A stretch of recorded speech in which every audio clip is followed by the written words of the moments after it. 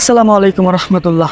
লজ্জিত প্রিয় মাতৃভূমি, ধিক্কার জানাই বাংলাদেশকে। এই বোনটিকে যে কুলাঙ্গার আঘাত করছে তার তো ঘরে মা বোন আছে। আজকে যদি আপনার বোনকে আঘাত করা হতো, আপনি কি ঘরে বসে থাকতে পারতেন? পারতেন না। আপনি প্রতিবাদ করতেন।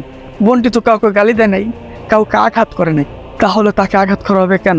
ধিক্কার জানাই এই শিক্ষা ব্যবস্থাকে। আজকে পড়ালেখা করে কি পেলাম? লাখ লাখ টাকা খরচ করে ডিগ্রি অর্জন করে কি পেলাম? আজকে দেখেন ঢাকা শহরে বড় বড় ডিগ্রি পাস করা অর্জন ছেলেরা রিক্সা চালায়। এদেশে ডিগ্রি অর্জন করে কি পেলাম? যদি ঘুষ দিয়ে চাকরি নেওয়া লাগে, এদেশে পড়ালেখা করে কি পেলাম? যদি মূর্খরাই চাকরি করে।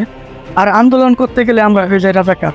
বোনটি তো কোনো অন্যায় করে নাই, বোনটি তো কাউকে গালি দেয় নাই, বোনটি তো কারো বিরুদ্ধে বলে নাই, তাকে কেন আঘাত করা হবে? আমরা তো ভুলেই গেছি আজ এই বাংলাদেশটা শাসন করতেছে টাওয়ার বাপ্পার। কুলাঙ্গারদের ধিক্কার জানাই। রক্তাক্ত করা বোনটি তো কাউকে গালি দেয় নাই, কারো বিরুদ্ধে বলে নাই। এই রক্তাক্ত করা বোনটি তো কারো বিরুদ্ধে বলে নাই। এই রক্তাক্ত করা বোনটি তো কাউকে খুশাদের কথা কয়নি, তাহলে তাকে কেন আঘাত করা হবে? আমি জানতে চাই। এই বাংলাদেশকে ধিক্কার জানাই। কাপুরুষ ঘরে কোনো মা বোন নাই, কাপুরুষ ওদের ঘরে কোনো মা বোন নাই। ছেলে হয়ে মেয়ের গোতরে হাত দেয়। ঘুষ ছাড়া যদি চাকরি যদি না পাওয়া যায়, তাহলে ধিক্কার জানাই এই শিক্ষা ব্যবস্থাকে। আশা করি কথাগুলো বুঝতে পারছেন। আসসালামু আলাইকুম রহমতুল্লাহ তাআলা ওয়া বারাকাতুহু।